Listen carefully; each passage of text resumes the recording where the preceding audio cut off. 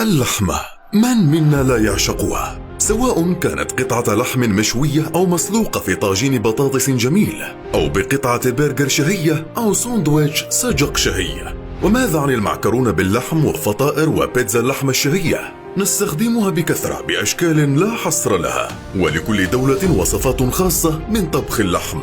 ولكن ما هي الدول الأكثر استخداما للحم في الوطن العربي؟ هل يمكن أن تتوقعوها؟ إليكم أكثر 10 دول عربية تستخدم وتستهلك اللحم.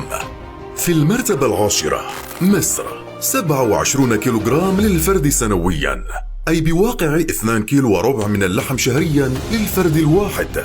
وتشتهر مصر باستخدام اللحوم في الطواجن مثل طاجن البطاطس والبامية، فضلا عن استخدامها الفتة والتي يطبخها المصريين بكثرة في عيد الأضحى مع لحم الضأن اللذيذ.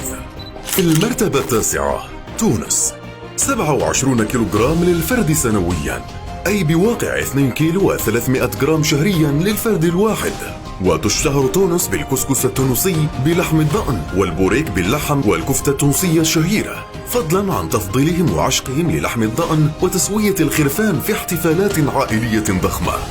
في المرتبة الثامنة موريتانيا، 31 كيلوغرام للفرد سنويا، أي بواقع 2 كيلو و600 جرام من اللحم شهريا للفرد الواحد. وتشتهر موريتانيا بأكلات مميزة مثل التشيتار، حيث تم نزع الدهون من اللحم وتجفيفه تحت الشمس ويتم طهيه على نار هادئة، ومن ثم طحن اللحم وإضافة الحساء إليه. في المرتبة السابعة المغرب، 35 كيلوغرام للفرد سنويا، أي بواقع 2 كيلو و900 جرام من اللحم شهريا للفرد الواحد. وتشتهر المغرب بمطبخ مميز جدا مثل حساء الحريرة الذي يحتوي على اللحم والخضار والعدس، وطاجن اللحم الشهير والذي يتم إعداده في الأواني الإفريقية القديمة، فضلا عن الكسكس والطنجية المراكشية. في المرتبة السادسة الأردن، 37 كيلوغرام للفرد سنويا، أي بواقع 3 كيلو و100 جرام من اللحم شهريا للفرد الواحد. حينما نقول الأردن سنتذكر فورا المنسف الأردني، وجبة دسمة جدا من الأرز المقلي بالسمن البلدي واللبن واللحم. في المرتبة الخامسة سلطنة عمان، 43 كيلوغرام للفرد سنويا، أي بواقع 3 كيلو و600 جرام من اللحم شهريا للفرد الواحد. الشواء العماني الفريد، لحم يدفن في حفرة لليلة كاملة وهو مغطى بالتوابل على نار هادئة، فيخرج بمذاق ونسيج لا مثيل له، بالإضافة إلى عدة أكلات مثل مرق الصالون باللحم والطماطم والبطاطس. في المرتبة الرابعة السعودية، 54 كيلوغرام للفرد سنويا، أي بواقع 4 كيلو ونصف كيلوغرام من اللحم شهريا للفرد الواحد.